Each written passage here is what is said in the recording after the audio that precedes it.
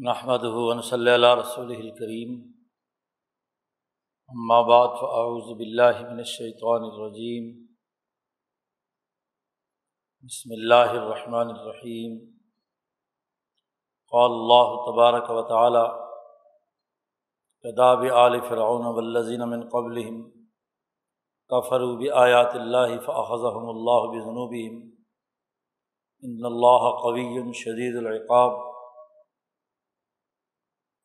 ذالک بأن اللہ لم یک مغیرا نعمۃ انعمها علی قوم حتی یغیروا ما بانفسہم وان اللہ سمیع علیم۔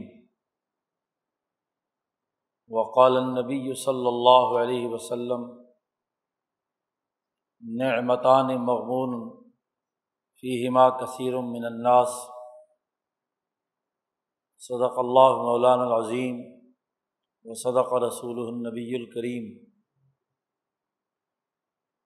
معزز دوستو، کتاب مقدس قرآن حکیم اقوام عالم کی قومی اور بین الاقوامی زندگی کو دنیا میں ترقی دینے، کامیاب بنانے اور آخرت میں کامیاب بنانے کے لیے نازل ہوا ہے۔ قرآن حکیم کا بنیادی موضوع اقوام عالم ہے،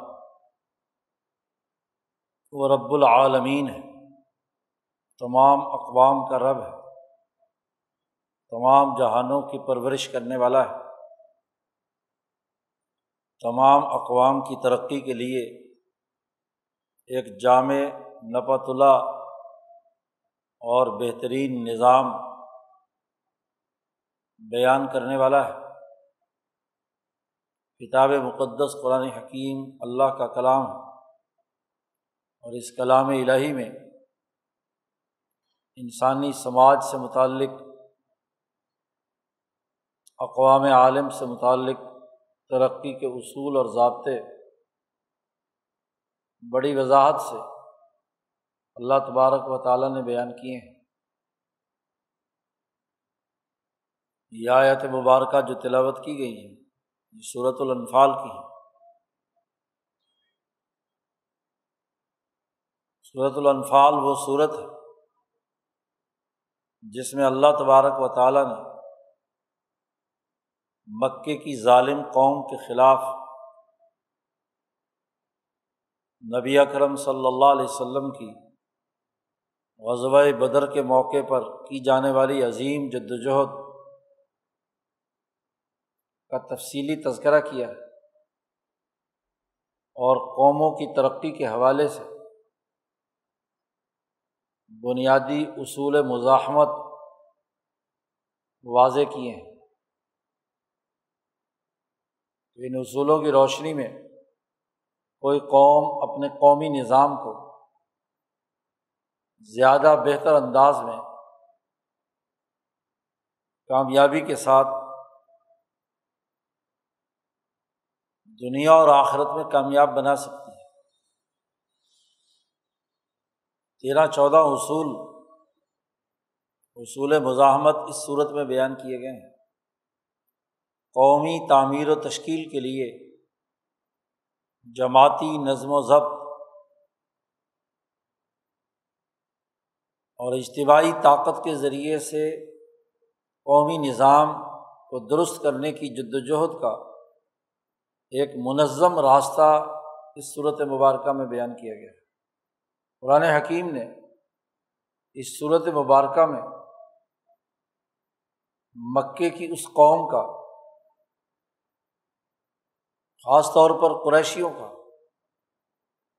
مکے کے معاشرے کا ایک حقیقت پسندانہ تجزیہ کیا ہے۔ انہوں نے جب قومی ذمہ داریاں نہیں نبھائیں، ملکی اور ریاستی حقوق درست طور پر پورے نہیں کیے، تو اللہ نے بدر کے موقع پر ان کی سیاسی طاقت توڑ کر رکھ دی، ذلت اور رسوائی کی حالت میں مبتلا کر دیا، اور اس قوم کے وہ انقلابی عظیم الشان لوگ جو صحابہ کرام رضوان اللہ علیہ مجمعین نبی اکرم صلی اللہ علیہ وسلم کی قیادت میں اس ظالمانہ نظام کو توڑ کر عرب قوم کی قومیت اور اس کے ذریعے سے بین الاقوامیت، کل انسانی معاشروں کی ترقی کا نظام قائم کرتا ہے۔ غزوہ بدر وہ ٹرننگ پوائنٹ ہے کہ جب نبی اکرم صلی اللہ علیہ وسلم کی تربیت یافتہ جماعت مدینہ منورہ میں اپنا قومی نظام قائم کرتی ہے اور مکے کی ظالمانہ ریاست، جاہلانہ طور طریقے، مفسدانہ طرز عمل کا خاتمہ کیا جاتا ہے۔ اس موقع پر اللہ تبارک و تعالیٰ نے جن اہم اور بنیادی باتوں کی طرف توجہ دلائی ہے، قرآن حکیم نے ان میں سے یہ ایک اہم بات یہاں پر بیان فرمائی ہے۔ ایک قانون اور ضابطہ اقوام عالم کے تناظر میں بیان کیا ہے کہ جب کوئی قوم اپنے اوپر، اپنی سوسائٹی، اپنے معاشرے میں وجود میں آنے والے انعامات الہیہ کا انکار کرتی ہے، نعمتوں کا انکار کرتی ہے، اس کی سزا بہت سخت طور پر انہیں دی جاتی ہے، ان کی حالت بدل جاتی ہے، ذلت اور رسوائی ان پر مسلط ہو جاتی ہے۔ قرآن حکیم نے مکے کی اس ریاست کے طرز فکر و عمل کو فرعونی نظام سے مشابہت دیتے ہوئے کہا کداب آل فرعون،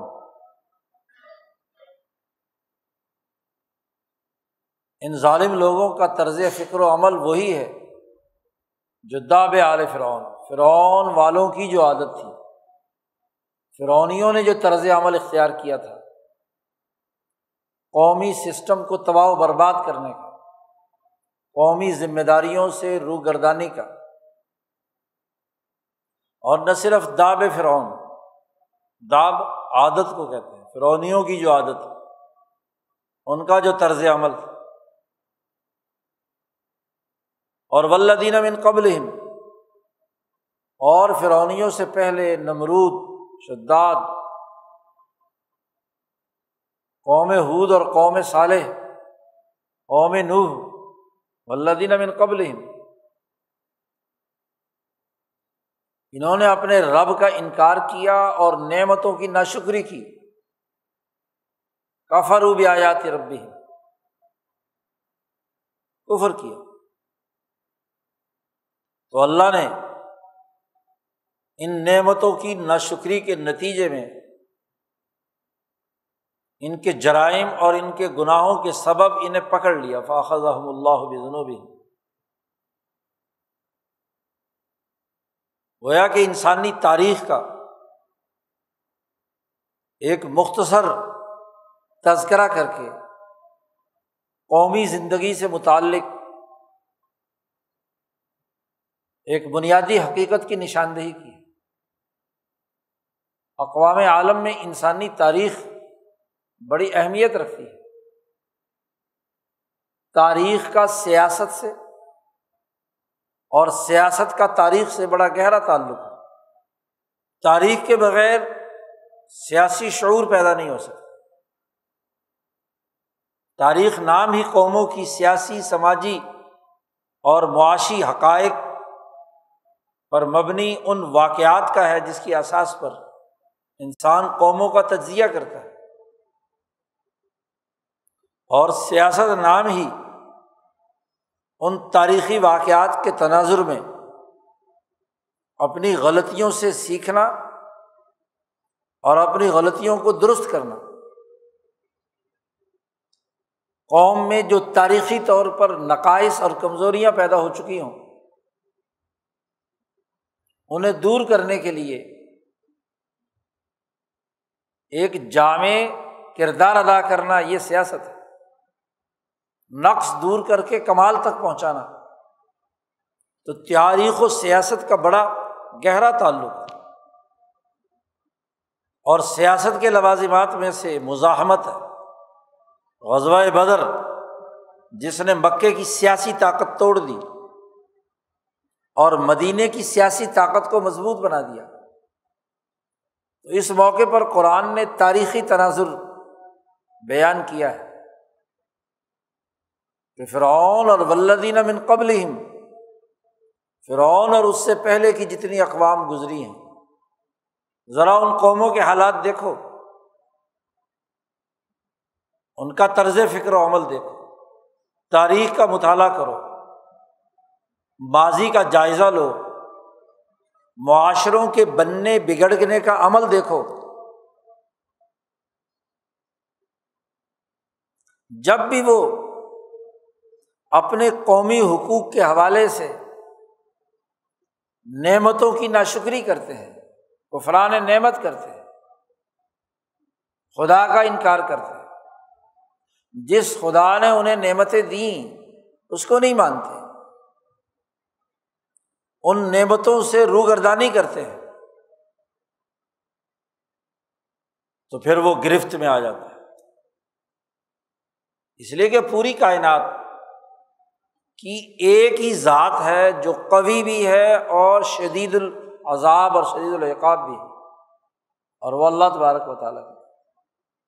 یہ کائنات فضول اور لغو پیدا نہیں کی گئی کہ جو چاہے فرعون بنے، کوئی نمرود بنے، کوئی شداد بنے، کوئی ظلم کرے، کوئی زیادتی کرے، کوئی حقوق توڑے، تو سب جائز ناجائز چلے، ظلم و عدل کا مکسچر چلے، جرائم کرنے والے اور انسانی حقوق پورا کرنے والوں کے درمیان کبھی کوئی انصاف ہی نہ ہو، ایسا نہیں ہو سکتا۔ یہ کائنات ایک عالمگیر نظام کے تحت کام کر رہی ہے۔ یہاں زمانے کے مختصر حصے کوئی حیثیت نہیں رکھتے، یہ زمانے کے تمام دائرے جمع ہیں، ایک ذات باری تعالیٰ کے قدرت میں ہے، زمان و مکان اس کے قبضے میں ہے۔ تاریخ کا ماضی کا 2000 سال ہو، 1000 سال ہو، 500 سال ہو، 100 سال پہلے ہو یا 100 سال بعد ہو، سب ایک عالمگیر نظام میں پروئے ہوئے۔ کسی زمانے کا کوئی فرعون یہ سمجھے کہ بس انا ربکم الاعلی، میں سب کچھ ہوں، جو چاہے مرضی ظلم کروں، زیادتی کروں، تشدد کروں، قتل و غارت گری کا ارتکاب کروں، قانون توڑوں، آئین توڑوں، معصوم انسانوں پر ظلم کروں، جھوٹے الزامات لگا کر انہیں گرفتار کروں، سزا دوں۔ اگر کسی زمانے میں کسی حکمران کے دماغ میں یہ خناس ہے تو اسے سمجھ لینا چاہیے کہ وہ اس طاقتور خدا کے عذاب سے نہیں بچ سکتا۔ یہ سارے زمانے آدم سے لے کر آخری انسان تک جڑے ہوئے ہیں، یہ ہے وہ تاریخی حقیقت۔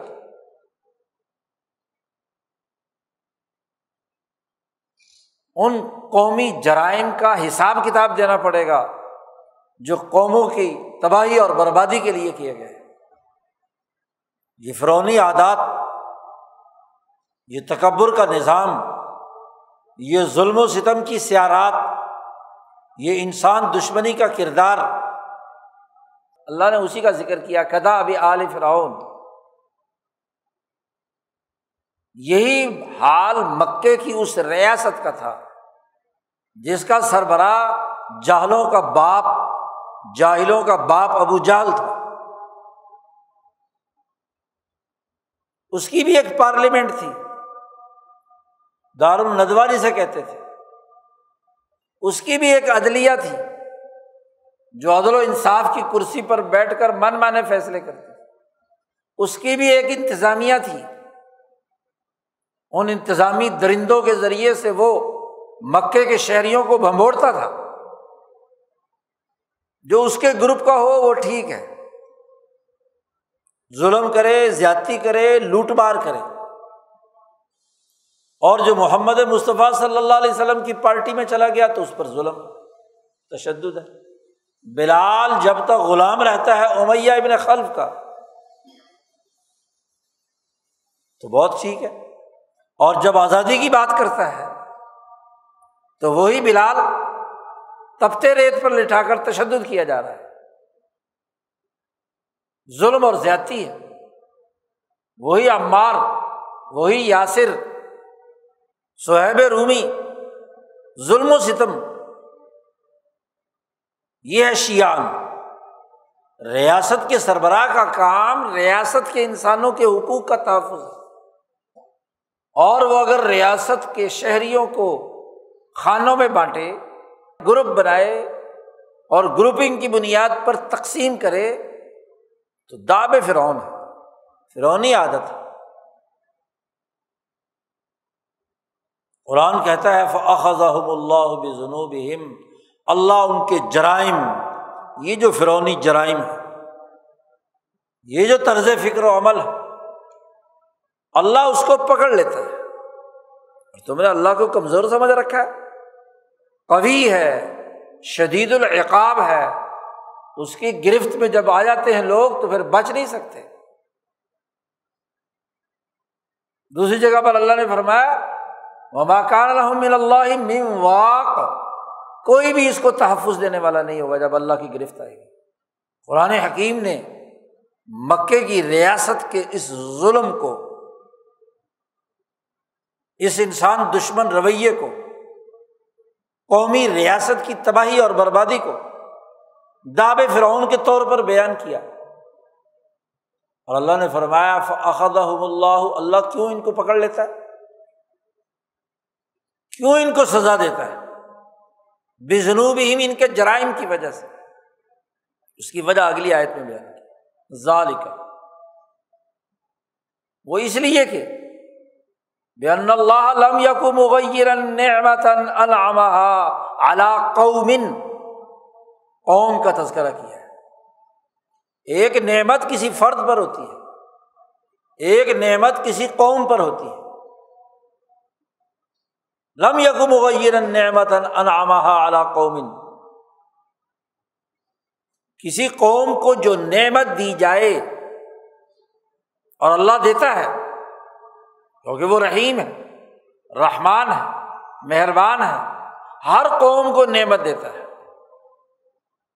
اور وہ نعمت اس کو بدلتا نہیں مگر جب اس قوم کے طاقتور اکابر مجرمیہا، قرآن نے دوسری جگہ پر کہا ہے مجرموں میں سے جو بڑے بڑے مجرم ہیں، جب وہ ان نعمتوں کو تبدیل کرنے کی کوشش کرتے ہیں تو اللہ تبارک و تعالیٰ بھی ان کو سزا دیتا ہے۔ حتیٰ یغیروا ما بانفسہم، جب وہ خود ان نعمتوں کو بدلتے ہیں، نعمتوں کا غلط استعمال کرتے ہیں، نعمتوں کی ناشکری کرتے ہیں تو اللہ سزا دیتا ہے۔ وجہ بیان کی ہے، علت بیان کی ہے۔ دین اسلام کی سب سے بڑی خصوصیت یہ ہے کہ یہ علت و معلول کی بنیاد پر بات کرتا ہے۔ قانون کی ریزن کیا ہے، اس کے بنیادی منطق کیا ہے، اس کا بنیادی قاعدہ اور ضابطہ کیا ہے، قرآن اس تناظر میں گفتگو کرتا ہے، بے عقلی کی باتیں نہیں کرتا، عقل و شعور اپیل کرتا ہے۔ اب ذرا اندازہ لگائیے، ذرا مکے کی ریاست کا تاریخی تجزیہ کیجیے اس آیت کے تناظر میں کہ مکے والوں کو کون کون سی نعمت ملی ہوئی تھی۔ سب سے پہلے مکے کے لوگ ابراہیم علیہ السلام کے بیٹے اسماعیل کی اولاد ہیں،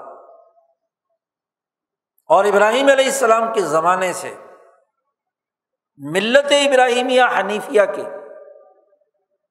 آفاقی قوانین، انسانیت کی ترقی کے، ابراہیمی ملت کے اصول اور ضابطے، جس کا تورات میں بھی تذکرہ، صحف ابراہیم میں تذکرہ، انجیل میں تذکرہ، خود قرآن نے 2 جگہ وہ اصول ابراہیمی بیان کیے ہیں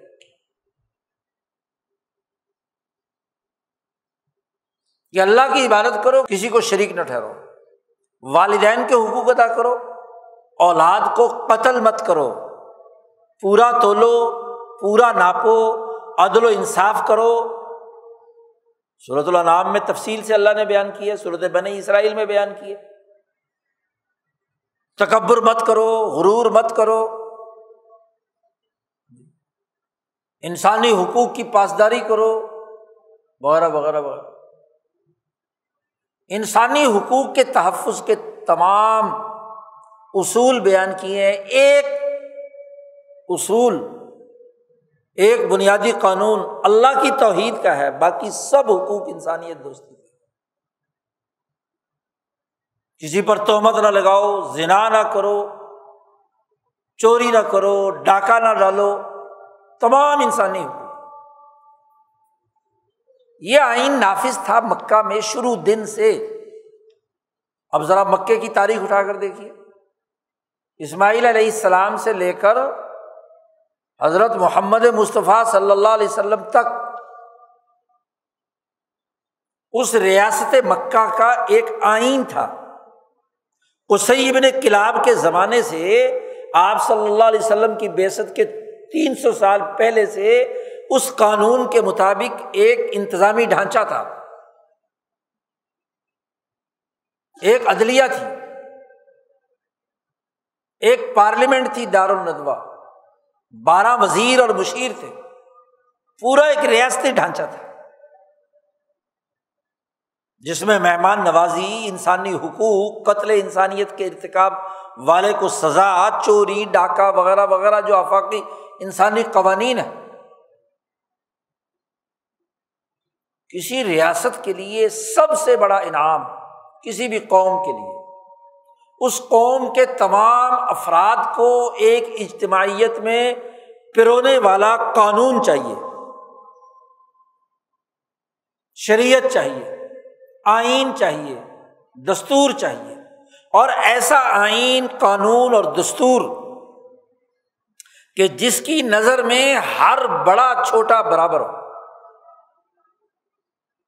کوئی فرق نہ ہو، حکمران ہو، طاقتور ہو، یا ایک غریب، مزدور اور کسان ہو، آئین اور قانون کی نظر میں سب برابر ہو،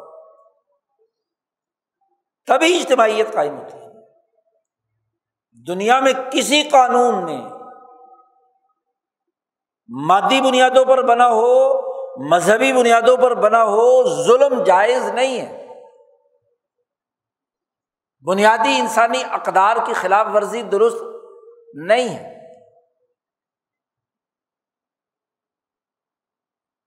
تو ایک قانون جو اس ریاست کے تمام شہریوں کو شہری حق دے، ان کے حقوق کی حفاظت کرے، اور شہری حق ان کی جان، ان کا مال، ان کی عزت، 3 باتیں قرآن نے بیان کی۔ یہ شہریت، شہری حقوق، اور جو ان حقوق کو توڑے اس کے لیے قانون حرکت میں آئے گا۔ کسی قاتل کے لیے، کسی چور کے لیے، کسی جھوٹا بہتان لگانے والے کے لیے، اس پر کیا قانون حرکت میں آئے گا۔ ورنہ قانون کا کام سوسائٹی کے تمام لوگوں پر بلا تفریق، رنگ، نسل، مذہب، انسانی بنیادوں پر ان کی جان مال، عزت آبرو کا تحفظ ہے۔ تو کسی قوم پر سب سے بڑی نعمت قانون، قانون کی پاسداری، ان بنیادی اقدار، اخلاق، انسانی حقوق کا تحفظ جو اس ریاست میں بس رہے ہیں، پہلی بات۔ دوسری اہم ترین بات، اس مکے کی ریاست کی خصوصیت کیا تھی؟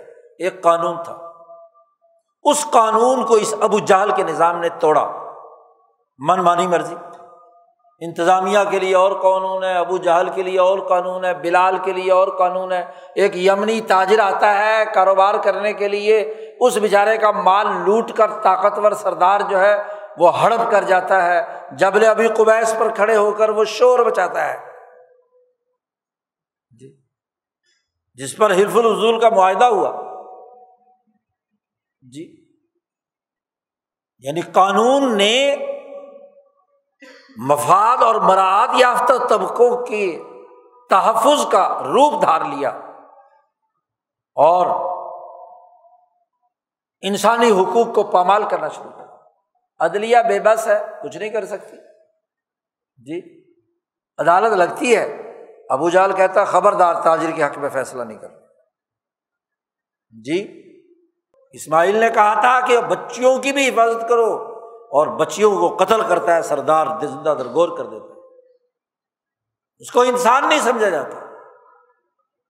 کہتے ہیں ہم اسماعیلی ہیں نسلاً، کہتے ہیں ہم ابراہیمی ہیں، لیکن بچیوں کو زندہ درگور کرتے، عورتوں کی کوئی حقوق نہیں، نہ عدالت بولتی ہے، نہ انتظامیہ بولتی ہے، نہ وہاں کا سسٹم بولتا ہے۔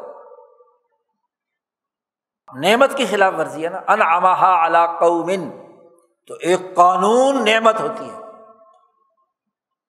کہ قانون کی حکمرانی ہو، طاقتور کی حکمرانی ہو، اور پھر ایک حکومت ہوتی ہے،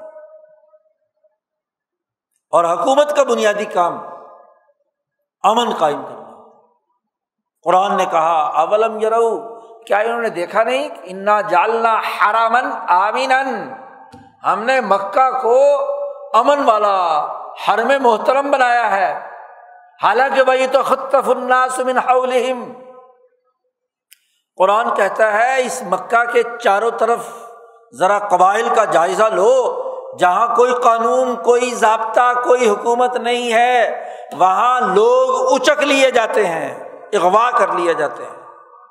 قرآن نے اس ظالمانہ ریاست کا نقشہ کھینچا کہ تمہارے مکہ کے گرد و پیش میں جو ظالمانہ سوسائٹیاں ہیں، وہاں سے یتخطف الناس من حولہم، یہ ابراہیم اور اسماعیل کے بعد کے زمانے کا نقشہ کھینچ رہا۔ اور جب ابراہیم نے خانہ کعبہ بنایا تو اس حرم کی وجہ سے مکہ کی جو ریاست کا دائرہ تھا وہاں کیا ہے، امن۔ ابراہیم نے اعلان کیا تھا کہ من دخلہ کان آمنا، جو اس جگہ پر داخل ہوگا اس کو امن والا ہوگا۔ حرم کی حدود متعین کر دی، اس حرم کے اندر کسی کو کچھ نہیں کہا جائے، حتیٰ کہ چور بھی چوری کر کے آ جائے تو اسے نہیں پکڑا جائے۔ حرم آمنا، اور امن و امان کسی ریاست اور قوم کی سب سے بڑی نعمت ہوتی ہے کہ لوگوں کی جان مال عزت آبرو تحفظ۔ عربی زبان میں حکومت کہتے ہیں، حاکمہ مادہ ہے، اس کا مطلب حکومت کی اصل تمام لغت کے ماہرین، اسمعی، ازہری، افریقی، یہ لغت کے ماہرین ہیں، عربی لغت کے محققین، وہ کہتے ہیں حکومت کا اصل مطلب ہوتا ہے ظالم کو روکنا۔ حاکمہ لفظی معنی ہوتا ہے روکنا، منع کرنا۔ جو بھی حکم یا آرڈر پاس ہوتا ہے، عدالت پاس کرے، پارلیمنٹ پاس کرے، کوئی انتظامی افسر پاس کرے، اس حکم کا مطلب ہوتا ہے ظالم کو ظلم سے روکنا۔ اگر کوئی حکم ظالم کو ظلم سے نہیں روکتا وہ حکم نہیں ہے، وہ حکومت نہیں۔ تعریف ہے اس کی۔ بدقسمتی تو یہ ہے کہ جب سے 200-250 سال سے انگریز سامراج کا نظام ہم پر مسلط ہوا ہے، عربی زبان غائب، قرآن کی زبان غائب، اس کا جو اصل پیغام ہے، اس کی جو اصل حقیقت ہے، اس کے جو سیاسی اور معاشی امپیکٹ ہے وہ جانتے ہی نہیں۔ وہ حکم نہیں ہے جو مظلوم کو دبائے، حکم وہ ہے، آرڈر وہ ہے کہ جب دو فریق کسی عدالت میں آئیں، دو انسان کسی معاملے اور معاہدے میں آئیں، تو یقیناً ایک زیادتی پر ہے اور ایک مظلوم۔ اگر ایسا نہیں ہے، دونوں کے دونوں صحیح اور برابر ہیں، تو آپ بتلائیے کہ پھر مقدمہ کس لیے آیا ہے، مسئلہ کس لیے پیدا ہوا؟ تو حکم وہ ہے جو ظالم کے خلاف، چاہے بظاہر جو دکھ رہا ہے وہ مظلوم ہی کیوں نہ ہو۔ اب جج کا کام تو یہی ہے نا کہ وہ دیکھے کہ بھئی ان میں اصل ظالم کون ہے اور اصل مظلوم کون ہے۔ تو حکم کا لفظی ترجمہ ہی یہ ہے، آرڈر کا لفظی مطلب ہی یہ ہے، حکومت کا مقصد ہی یہ ہے کہ وہ ظلم کا ہاتھ روکے۔ تو کسی ریاست، کسی قوم کا سب سے بڑا انعام دوسرا کیا ہوتا ہے؟ امن و امان قائم، سیاسی نظام امن کا بنانا۔ تو قرآن نے مکے کی ریاست کا جائزہ لے کر بتایا کہ یہ حرمن آمنن ہم نے بنایا ہے، اس میں خوف نہیں ہے۔ قرآن نے سورۃ قریش میں کہا آمنہم، ان کو امن دیا ہے، من خوف، خوف سے۔ یہ انعام ہے کسی ریاست، کسی قوم کا انعام یہ بھی ہے کہ اس کی معاشی سرگرمیاں، وہاں بسنے والے لوگوں کے معاشی حقوق عدل و انصاف سے پورے ہوتے ہیں۔ قرآن نے مکے کے معاشی نظام کا نقشہ کھینچ کر کہا ہے کہ یہ مکے کے لوگ خوشحال ہیں، ان کے قافلے رحلت الشتاء والصیف، سردیوں میں ان کا قافلے جاتے ہیں یمن کی طرف، اور وہاں سے ہندوستان کا مال، یمنی مال لے کر آتے ہیں تو بڑا پرافٹ کماتے ہیں۔ مکے میں نہ زراعت ہے نہ کوئی صنعت ہے، مکے میں جو معاشی وسائل کے حصول کا سب سے بڑا ذریعہ تجارت ہے، اور تجارت کا رحلت الشتاء یمن کی طرف تھا۔ ذرا نقشے پر نظر دوڑائیں، اور گرمیوں میں شام کی طرف تھا جو ٹھنڈا علاقہ تھا۔ والصیف، گرمی کے قافلے ادھر جاتے ہیں۔ تجارت کی تجارت، اور مہینہ دو مہینے ٹھنڈے علاقوں میں کیا ہے؟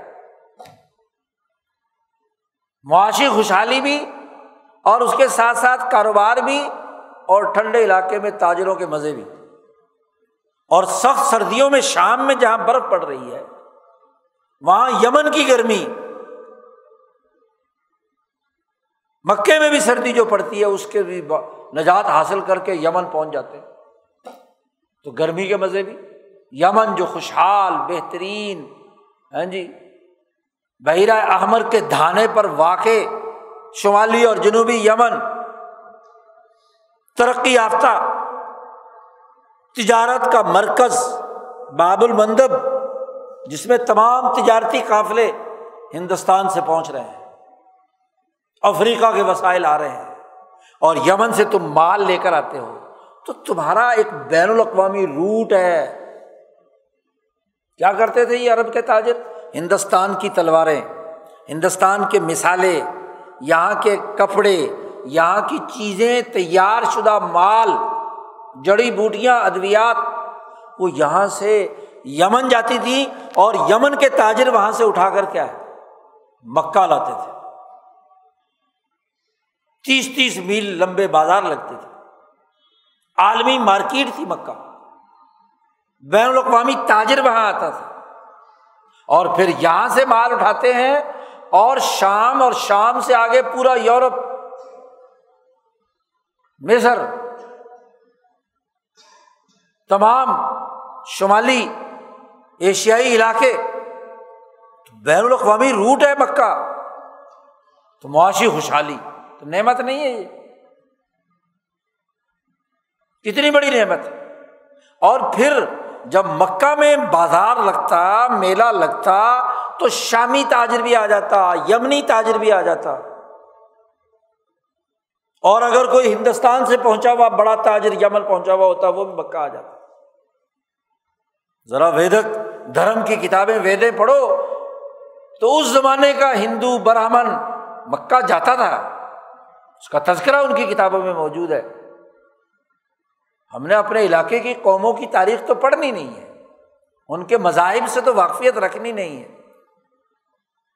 انگریز سامراج کے تسلط کے بعد یورپ کے تو ہر فرانس، جرمنی، برطانیہ اور 7 سمندر پار امریکہ، اس کے قانون، زبان، تہذیب وہ تو پڑھنی ہے، لیکن اپنی ان دھرتی کی قوموں کی تاریخ، سوسائٹی کی تشکیل کے حوالے سے نفرت ہمارے دماغوں میں ڈال دی۔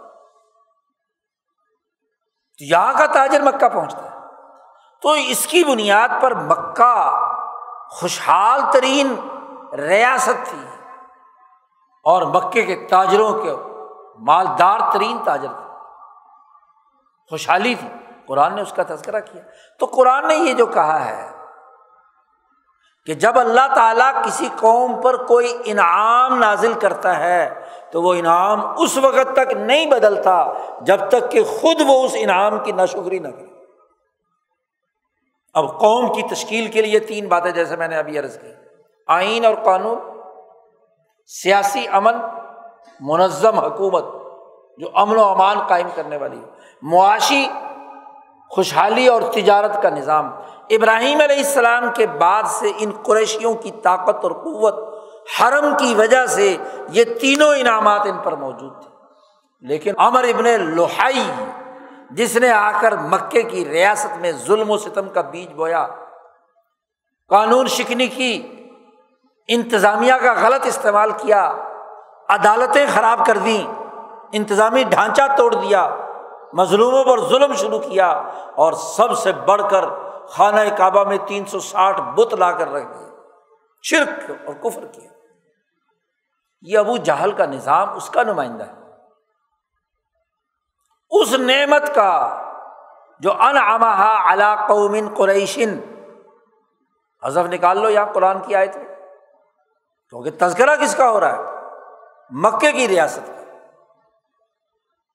اور قریش کا لفظ اس لیے نہیں لکھا کہ دنیا بھر کی تمام اقوام کے لیے قانون بیان کر رہا ہے قرآن، جی اس کے پاس یہ انعام موجود تھا اللہ کی طرف سے، عزت تھی، افتخار تھا، کامیابی تھی، امن تھا۔ تو قرآن کہتا ہے کہ جب کسی قوم پر اللہ انعام کرتا ہے تو وہ انعام اس وقت تک نہیں چھینتا جب تک کہ وہ خود اس نعمت کی ناشکری نہ کرے۔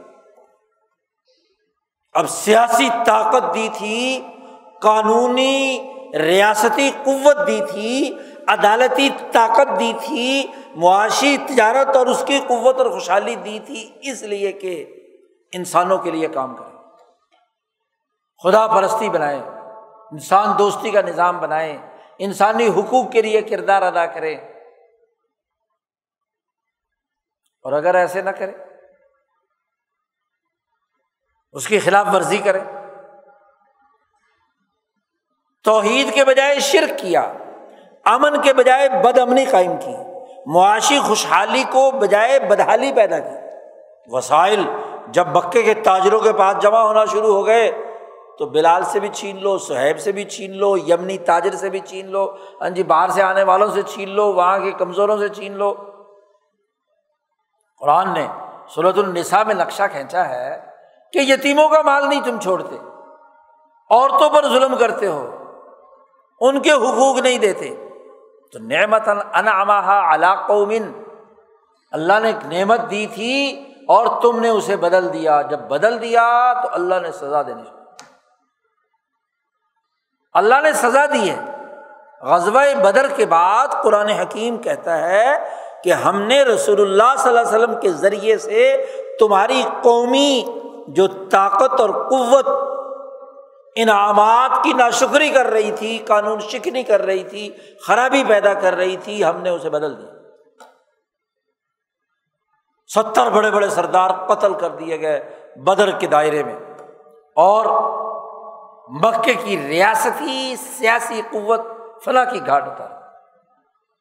دنیا کو پتہ چل گیا کہ ان کے پاس تو کچھ بھی نہیں ہے جی. اور اگلے ہی 2-3 سال بعد اتنا قحط پڑتا ہے 5 ہجری میں کہ مکے والوں کے پاس کھانے کو کچھ نہیں. ابو سفیان ان کے سربراہ رسول اللہ صلی اللہ علیہ وسلم کے پاس بھیک مانگنے آتے ہیں کہ تیرے بھتیجے بھانجے جو ہے نا بیمار پڑ گئے ہیں، کھانے کو کچھ نہیں ہے، ہمارے لیے گندم کی فراہمی کا بندوبست کرو. معاشی ذلت. تو اللہ نعمت نہیں بدلتا جب تک کہ لوگ اس نعمت کی خود ناشکری نہیں کرتے. ان اللہ لا یغیر ما بقوم حتی یغیروا ما بانفسہم. وہ خود اس نعمت کو خرابی پیدا کرتے ہیں تو اللہ تعالیٰ وہ نعمت اٹھا لیتا ہے. قانون کی نعمت دی تھی تو قانون توڑا انہوں نے. امن و امان کی سیاست کی طاقت دی تھی اس کو توڑا انہوں نے. معاشی خوشحالی دی تھی اس کو توڑا.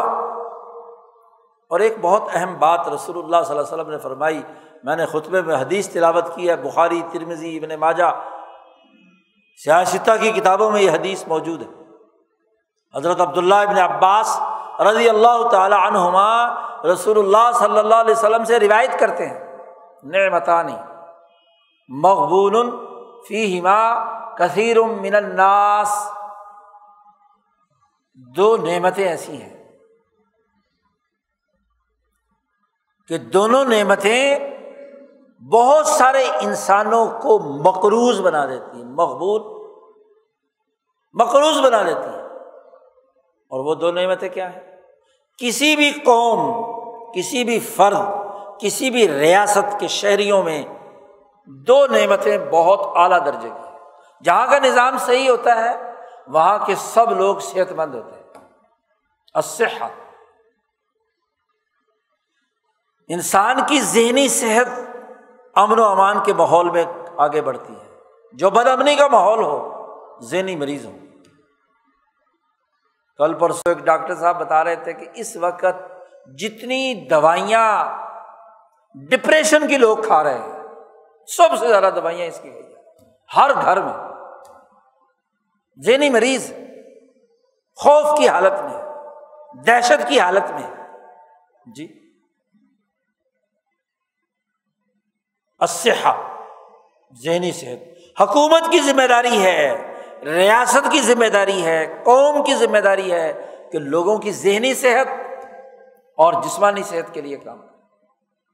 اور جو صحت مند ہیں، خوشحال ہیں، ان کی ذمہ داری ہے کیا؟ کہ وہ لوگوں کی صحت کے لیے کردار ادا کریں، امن و امان کو یقینی بنائیں. آج ڈپریشن کیوں ہے؟ بد امنی، معاشی افلاس، غربت، انسان دشمن رویے. ہر وقت ہر آدمی ڈرا ہوا ہے، حتیٰ کہ بڑے سے بڑا بھی ڈرا ہوا ہے، خوف زدہ ہے. سوال یہ ہے کہ سوسائٹی کے لیے صحت کا نظام بنانا، اور صحت امن و امان سے اور معاشی خوشحالی سے پیدا ہوتی ہے. اور دوسری اہم بات نبی اکرم صلی اللہ علیہ وسلم نے فرمائی، والفراغ، لوگوں کو اپنی معاشی سرگرمیوں کو اعتدال سے پورا کرنے کے بعد ایسی فراغت حاصل ہونی چاہیے کہ وہ سوسائٹی کے اجتماعی کاموں کے لیے کردار ادا کر سکے. یہ نہ ہو کہ صبح سے شام تک گدھے کی طرح کام کرتے کرتے کرتے پھر بھی روٹی پوری نہ ہو، جانور بنا ہوا جی. اسے کہتے ہیں فراغت کا مطلب یہ نہیں ہے کہ بالکل ہی ویلا، کوئی کام شام نہیں، کسی قسم کی کوئی اس نے سوسائٹی کے لیے کوئی کسی قسم کی خدمت سر انجام نہیں دی، وہ تو سوسائٹی پر بوجھ ہے. رسول اللہ صلی اللہ علیہ وسلم نے فرمایا لا تکونوا کلًا علی الناس، لوگوں انسانوں پر بوجھ مت بننا، کماؤ، محنت اور مشقت کرو، اپنے پاؤں پر کھڑے ہو. ریاست کے خزانے پر بوجھ مت بنو، تخلیقی کام کرو، کوئی پیداواری کام کرو. اور عمر فاروق نے تو باقاعدہ علماء، فقہاء اور دین کی تعلیم دینے والوں سے کہا خبردار، تمہیں مفت خوری کی عادت پڑ جاتی ہے، چندوں پر پلنے کی، نذرانے وصول کرنے کی، اپنی روٹی خود کمانا، عزت سے رہنا، وقار سے رہنا۔ جی لا تکونوا، یہ جملہ بولا ہے عمر فاروق نے، لا تکونوا کلًا علی الناس، لوگوں پر بوجھ مت بننا، لوگوں کی جیبوں پر نظر ہوگی، کب یہ رسید بک کٹوائے گا، کب پیسے دے گا، چندہ دے گا، یہ کرے گا وہ کرے گا، لا تکونوا کلًا علی الناس۔ تو فراغ انسانی زندگی میں اعتدال کے ساتھ اپنی معاشی سرگرمی کرنے کے بعد اس کے پاس اتنا وقت فارغ ہو کہ وہ اللہ کو یاد کر سکے اور مخلوق خدا کی خدمت کر سکے، اپنے بچوں کو، اپنے محلے کو، اپنی سوسائٹی کو، اپنے انسانوں کی خدمت کے لیے وقت نکال سکے، یہ افراد۔ تو نبی اکرم صلی اللہ علیہ وسلم نے فرمایا یہ دو نعمتیں جس قوم میں، جس ریاست میں، جس فرد میں، جس خاندان میں ہوں، اس کے بارے میں کیا کہا؟ مغبون، وہ انسانوں کے مقروض ہیں۔ ایک ہوتا ہے مغبوط، غبطہ، رشک، قابل رشک لوگ، اور ان قابل رشک لوگوں پر دوسری حدیث ذرا بخاری کی یاد کریں، رسول اللہ صلی اللہ علیہ وسلم نے فرمایا لا حسد الا فی اثنتین، رشک نہیں کیا جا سکتا مگر دو آدمی پر، رجل آتاہ اللہ المال، ایک آدمی جس کو اللہ نے مال دیا ہو اور اس میں اتنا ظرف دیا ہو کہ وہ اپنے مال کو حق کے کاموں میں، انسانیت کے لیے، انسانوں کو عزت دینے کے لیے مال خرچ کرے، فسلطہ علی ہلاکتہ فی الحق، الفاظ ہیں حضور صلی اللہ علیہ وسلم کے، کہ اس مال کو اللہ کے راستے میں خرچ کرنے کی اس کے اندر ظرف ہو، اس سے غبطہ کیا جاتا ہے، رشک کیا جاتا ہے، رشک کرنا جائز ہے۔ اور دوسرا فرمایا کہ رجل آتاہ اللہ الحکمہ، ایک ایسا آدمی جس کو اللہ نے حکمت، شعور اور عقل دی ہو، اور وہ اس حکمت و شعور کو لوگوں میں بانٹے، لوگوں کو شعور دے، علم دے، سوسائٹی کا مفید شہری بنائے، ان کی تربیت کرے، ان کی تعلیم کا کام کرے، تو اس پر بھی رشک کرنا چاہیے۔ اور جس پر رشک کیا جاتا ہے وہ مغبوط ہوتا ہے، طوا کے ساتھ، غبطہ۔ اور جس کے پاس صحت بھی ہو، مال بھی ہو، اس کے پاس عقل بھی ہو اور فراغت بھی ہو، اور وہ لوگوں کے حقوق ادا نہ کرے، اور زیادہ مال، جی 99 کے پھیر میں پڑ جائے، لوٹ لو ادھر سے ادھر سے ادھر سے۔ اچھا فارغ ہے تو فراغت میں مزید ایسے حربے استعمال کرے کہ کیسے قانون شکنی کرنی ہے، کیسے توڑنا ہے، کیسے غریبوں پر ظلم کرنا ہے، تو وہ کون ہوتا ہے؟ مغبون۔ تو رسول صلی اللہ علیہ وسلم نے فرمایا کہ انسانوں کی اکثریت جب صحت مند ہوتی ہے اور فراغت سے ہوتی ہے تو لوگوں کی مقروض ہوتی ہے، کام نہیں کرتی، کسل مندی پیدا ہو جاتی ہے، عیاشی کی زندگی پیدا ہو جاتی ہے۔ جن کے پاس مال ہوتا ہے، جنہیں زیادہ کام کرنے کی ضرورت نہیں ہوتی، تو وہ فارغ وقت شیطان دماغ میں داخل ہوتا ہے اور وہ وسائل غلط استعمال کرنے، قوم پر قرضے چڑھانے، قوم کو ذلیل اور رسوا کرنے، ان کے حقوق توڑنے کے اندر خرچ کرتا ہے۔ اسی کو رسول اللہ صلی اللہ علیہ وسلم نے فرمایا مغبون، وہ مغبون ہے، وہ مغبوط نہیں ہے، وہ قابل تقلید نہیں ہے، جو اپنی صحت اور اپنے فراغت کو سوسائٹی کے انسانی حقوق توڑنے کے لیے استعمال کرتا ہے، وہ مغبون ہے، مقروض ہے سوسائٹی۔ تو اللہ نعمت نہیں چھینتا جب تک کہ کیا ہے، اس کے حقوق نہ توڑے جائے۔ انعامات کی خلاف ورزی نہ کی جائے۔ تو قرآن نے مکی ریاست کا نقشہ کھینچ کر اس سوال کا جواب دیا ہے کہ یہ جو ابراہیم علیہ السلام کے زمانے سے مکہ کی ریاست ان کی نسل کی چلی آ رہی تھی، آج یہ بدر میں اور اس کے بعد آگے حدیبیہ میں، احد میں، احزاب میں یہ ملیا میٹ ہو گئی۔ تو تاریخی تجزیہ کرتے ہوئے قرآن نے کہا کہ ان کی عادتیں فرعونی عادتیں تھیں، والذین من قبلہم ان کی عادتیں تھیں، اور جب کسی قوم میں یہ نعمتوں کی ناشکری شروع ہوتی ہے تو پھر اللہ فأخذہم اللہ بذنوبہم، ان کے جرائم کی وجہ سے انہیں کیا ہے، پکڑ لیتے، گرفت میں لیتے، گرفت میں آ جاتے ہیں۔ تو سوال کا جواب دیا ہے کہ مکے کی 1000 سالہ ریاست توڑ دی اور اس کی جگہ پر مدینے کی ریاست غالب آ کر اس مکے کو بھی اپنے زیر اقتدار لے آئی، تو یہ عمل کیوں ہوا؟ اللہ نے علت و معلول کے نظام کے تحت یہ جواب دیا کہ ہم ایسا ہی کرتے ہیں ہر اس قوم کے ساتھ جو اپنی نعمتوں کی قدر نہیں کرتی، اپنے بنائے ہوئے آئین کو توڑتی ہے، اپنے اوپر دی ہوئی نعمت کے امن و امان کو ختم کرتی ہے، اس کے ساتھ ایسا ہی معاملہ کرتی ہے۔ اور نعمتیں توڑنا بڑا خطرناک جرم ہے، اور ان میں سب سے بڑا جرم اس قانون اور ضابطے کو توڑنا ہے جو ریاست کی شیرازہ بندی کے لیے بنایا جاتا ہے۔ آپ ذرا جائزہ لیں، مسلمانوں پر زوال آیا تو زوال کی وجہ کیا تھی؟ یہی قانون شکنی۔ امام شاہ ولی اللہ دہلوی نے اس دلی کا نقشہ کھینچا ہے جہاں کوئی قانون اور ضابطہ نہیں تھا، وہاں جو فساد کی وجوہات تھیں، بد امنی، معاشی لوٹ کھسوٹ، مقتدر طبقوں کی جنگ کی پوری تصویر کھینچتے ہوئے شاہ ولی اللہ صاحب نے ایک جملہ استعمال فرمایا ہے کہ دلی کی حکومت جو ہے، حکومت دہلی لعبہ صبیان است، فارسی زبان میں خط ہے شاہ صاحب کا، اس خط میں لکھتے ہیں کہ سلطنت دہلی لعبہ صبیان است،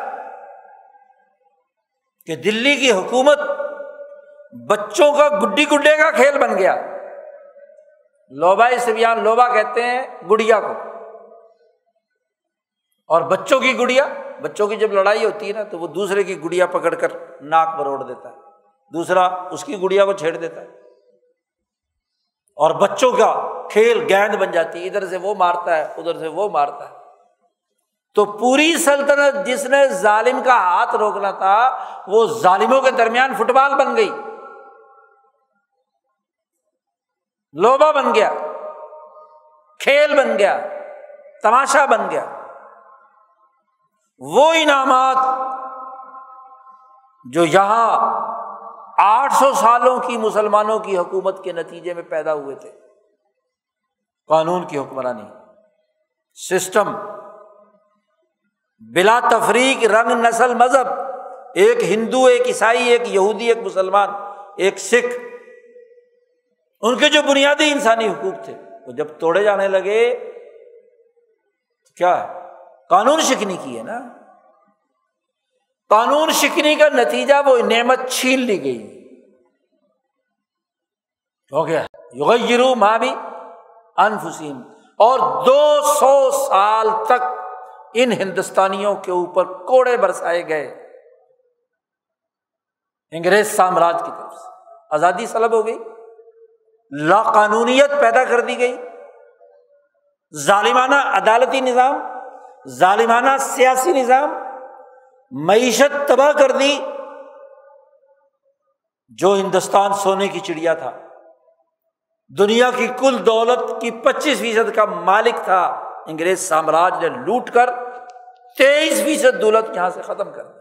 بھوک ننگ، ذرا کابل سے لے کر بنگال تک، شملہ سے لے کر کراچی اور بمبئی تک، پورے ہندوستان پر نظر دوڑاؤ، بھوک، قحط ہے، افلاس، 200 سال بتدریج غربت ہے، بے کسی کی حالت ہے۔ کیوں کہ جو نعمت تھی اس کی قدر نہیں کی تو 200 سال اللہ نے سزا دی۔ اور سزا دینے کا مقصد کیا ہوتا ہے؟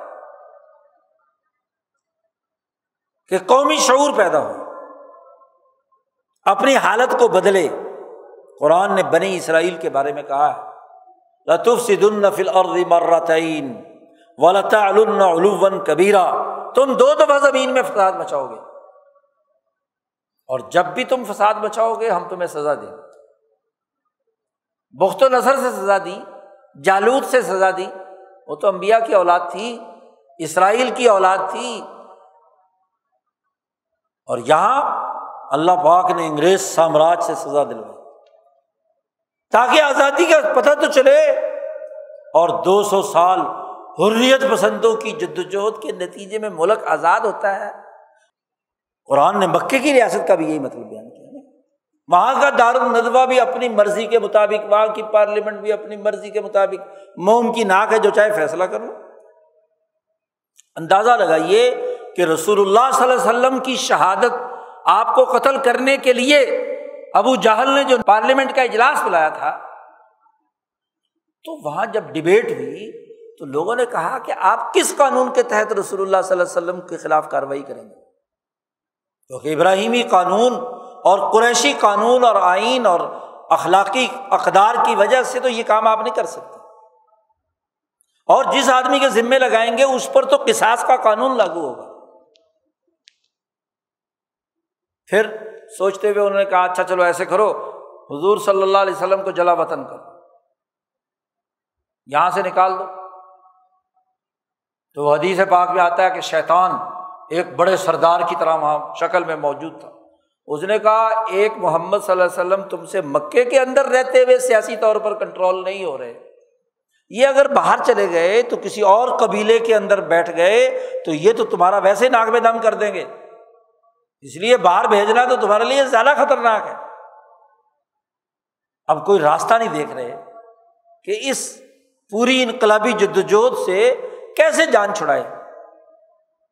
تو دیکھو وہ دارالندوہ مشورے کر کے فیصلے کرتے ہیں کہ جتنے بھی خاندان اور برادری کی جتنے بھی یہاں گروپ ہے نا، سیاسی گروپ ہے جی، اور ان تمام سے کہو کہ رات کو رسول اللہ صلی اللہ علیہ وسلم کے گھر کا گھیرا لا لیں، اور جیسے رسول اللہ صلی اللہ علیہ وسلم باہر نکلیں تو سب مل کر اس قتل میں شریک ہو۔ جب سارے ہی شریک ہوں گے تو ہم کہیں گے کہ جی ہم کس پہ مقدمہ چلائیں۔ دیکھو یہ قانون بنایا جا رہا ہے، قتل کی سازش کی جا رہی ہے، خود جو بنایا ہوا آئین اور قانون ہے جو اسماعیلی ابراہیمی زمانے سے چلا آ رہا ہے، اس کی خلاف ورزی کرنے کے لیے چور راستہ کون بتلا رہی ہے؟ پارلیمنٹ، کہ اس طریقے سے پکڑو، اس طریقے سے سارے کے سارے شریک ہو تو ساروں پر جرم برابر کا ہو جائے گا، تو کس نے مقدمہ چلانا، کس کی بات ہے؟ کوئی مدعی ہوگا تو پھر ہے نا۔ وہ تو اللہ میاں نے پہلے ہی حضور صلی اللہ علیہ وسلم کو بتلا دیا کہ آپ کے قتل کی تیاری کر لی انہوں نے، آپ یہاں سے نکلیں اور اپنی جگہ پر علی کو رضی اللہ تعالیٰ عنہ کو ان کو کیا ہے لٹا دیں اپنی چارپائی پر اور خود نکلیں۔ تو راتوں رات نبی اکرم صلی اللہ علیہ وسلم وہاں سے، اب سارے بیٹھے دیکھ رہے ہیں، انتظار کر رہے ہیں کہ حضور باہر آئیں گے، تو باہر آنے والا کون ہے؟ وہ تو علی ہے۔ تب جو منصوبہ بندی کی تھی وہ ساری کی ساری کیا ہوگی؟ ناکام۔ تو بات یہ ہے کہ اگر پارلیمنٹ اس کو جو نعمت دی تھی قانون سازی کی، اس کو آپ بدل دیں، آزادی ملی امن و امان قائم کرنے کے لیے، اور وہ امن و امان کے بجائے خوف بانٹے، جیسا کہ 200 سالہ دور میں انگریزوں نے کیا۔ کس کس کی تاریخ تمہارے سامنے رکھی جائے کہ کس کس کو کس نے بنایا اور پھر کیسے توڑا۔ میر جعفر کو کس نے بنایا اور کیسے ذلیل کر کے نکالا۔ میر صادق کے ساتھ کیا ہوا، اس مولوی شمس الدین کے خلاف، حکیم شمس الرحمان کے خلاف، مولوی مراتب علی کے خلاف، 1857 کی غداری کرنے والوں کے خلاف کیا ہوا۔ کبھی تو وہ جناب ایجنٹی کر رہے ہیں مغل شہزادوں کو قتل کرانے کے لیے، تو انگریزوں کے بڑے انعامات، اور جیسے ہی ضرورت پوری ہو گئی تو پھر ان کے ساتھ جو سلوک کیا وہ بھی تاریخ کا حصہ ہے۔ سر سید احمد خان نے بجنور میں نواب محمود علی خان کی آزادی کی جدوجہد کے خلاف جاسوسی کی، شیکسپیئر کو بچایا جو ڈی سی تھا وہاں کا، یہ وہ شیکسپیئر نہیں دوسرا اس کے نام، اس کو بچایا، اس کے لیے خدمات سر انجام دی، غدر بجنور کے نام سے کتاب لکھی، انعامات دیے، یورپ کی سیر کرائی، کالج بنوایا، اور آخر میں بیٹے سے سر سید کو نکال کر باہر پھینکوا دیا۔ جی اس نے خود گھر بنایا جو بیٹے سے قبضہ کروا کر اس کو بے دخل کر دیا۔ قسم برسی کے عالم میں کسی دوسرے کے گھر میں سر سید فوت ہوا، اس کی تدفین کے لیے کیا چندہ کرنا پڑا، ذرا الطاف حسین حالی پڑھو، سر سید کی تاریخ پڑھو۔ پھر بیٹے کو باپ کے خلاف استعمال کیا، سید محمود کو، اور پھر اس سید محمود سے باپ کو مروانے کے بعد خود اس کو کیا ہے ذلیل اور رسوا کر کے جو علی گڑھ یونیورسٹی جس کا وہ ذمہ دار تھا اس سے اس کو بے دخل کر صاحبزادہ آفتاب احمد خان کو مسلط کر دیا۔ پارٹی بھی خود بنائی اور خود ہی کیا ہے پوری تاریخ ہے۔ تو یہی ظلم کا، یہی کدأب آل فرعون، یہ فرعون کی عادت ہے، فرعون کا طریقہ ہے، ڈیوائڈ اینڈ رول، لڑاؤ اور حکمرانی کرو۔ وہ ایک زمانے کے پیارے اگلے زمانے کے کیا ہے راندہ درگاہ ہو جاتے ہیں، اور جو راندہ درگاہ ہوتے ہیں ان میں سے جو دوبارہ آ جائے تو اسے دوبارہ لے کر پھر مسلط کر دو اور پہلے والے کی چھٹی کرو، جو بھی سودا کر لے۔ اللہ نے کہا ہے کہ اللہ نے اس قوم کی کبھی حالت نہیں بدلی جسے اپنی حالت بدلنے، اپنی نعمتوں کا ادراک کرنے، اپنا قانون نافذ کرنے، اپنا سیاسی امن و امان کا نظام قائم کرنے، اپنا معاشی حقوق کی ادائیگی کا نظام بنانے کا خیال نہ ہو۔ یہ عالمگیر قانون ہے، اور نبی اکرم صلی اللہ علیہ وسلم نے فرمایا کہ نعمتوں کی موجودگی میں انسان انسانی حقوق کی ذمہ داریاں پوری نہ کرے تو مغبون اور مقروض ہے انسانیت، اس نے انسانی حقوق ادا نہیں کیے۔ بڑی بنیادی سی بات ہے، دین اسلام قوموں کی ترقی کی پورے اصول اور ضابطے اور سسٹم بیان کرتا ہے۔ آج ہم نے قرآن کو صرف 24 گھنٹوں رسم و رواج اور پتہ نہیں کس کس مفادات کے لیے ختم درود کے لیے رکھ دیا، اس کے اندر جو سیاسی، معاشی، سماجی، قانونی، آئینی، انسانی سوسائٹی کی ترقی کے لیے جو قوانین اور ضابطے ہیں اسے پسے پش ڈال دیا۔ قرآن نے نقشہ کھینچتے ہوئے کہا ہے کہ جب یہ مجرم اللہ کے سامنے آئیں گے تو وہاں کہا جائے گا یہ وہ لوگ ہیں جنہوں نے قرآن کو پسے پش ڈال دیا تھا، تم کس لیے آئے؟ آج ہمارا عذاب یہ ہے کہ ہم نے قرآن کو پسے پش ڈال دیا، قرآن کے تناظر میں اپنی اجتماعی زندگی کا مطالعہ نہیں ہے، اپنے مسائل کے حل کرنے کے لیے کردار نہیں ہے، اپنے قانون کو بچانے، اپنی عدلیہ کو بچانے، اپنی پارلیمنٹ کو صحیح خطوط پر استوار کرنے، اپنی پارٹیوں کو انسانی مسائل کے حل کرنے۔ بس سیاسی پارٹیاں کیا ہے، خاندان لمیٹڈ کمپنیاں ہیں، فرد واحد کے گرد گھومتی ہیں، اور اس فرد واحد کے ذریعے سے سارے کام لیے جاتے ہیں، یعنی ہر ایک کا ایک رکھوالا رکھا ہوا ہے، اور جب بھیڑ بکریاں آگے پیچھے لے جانی ہوں تو ادھر سے نکال کر ادھر، ادھر سے نکال کر ادھر، ادھر سے نکال کر ادھر۔ تو یہی تو فرعونی نظام تھا۔ آج اس فرعونی نظام سے ہم دوچار ہیں، اور خاص طور پر مسلمان ملک، ہمیں اجتماعی توبہ کی ضرورت ہے۔ قرآن نے کہا ہے توبو الی اللہ جمیعا ایھا المؤمنون، اے مومنو اللہ کی طرف رجوع کرو، توبہ کرو۔ قانون شکنی، عدالتی ناانصافی، سیاسی بد انتظامی، معاشی بدحالی اور تباہی، اور سماجی یولیدگی اور فکری انتشار، یہ جتنی خرابیاں ہیں اس سے توبہ کرو تو تب تو کیا ہے قوم بن سکتے ہو، ورنہ قوم کے نام پر قومیت، قومی تقسیم اور انتشار سوائے تباہی اور بربادی کے، دنیا کی ذلت اور رسوائی کے اور کچھ نہیں ہے۔ اور یہ دنیا کی ذلت اور رسوائی ہی سبب بنے گی آخرت میں عذاب کا۔ اللہ تعالیٰ ہمیں عقل و شعور نصیب فرمائے، قومی ذمہ داریوں سے عہدہ برا ہونے کی توفیق عطا فرمائے، اور اللہ کی نعمتوں کا شکر ادا کرنے کی اور اس کے مطابق کردار ادا کرنے کی توفیق عطا فرمائے۔ وآخر دعوانا ان الحمد للہ رب العالمین۔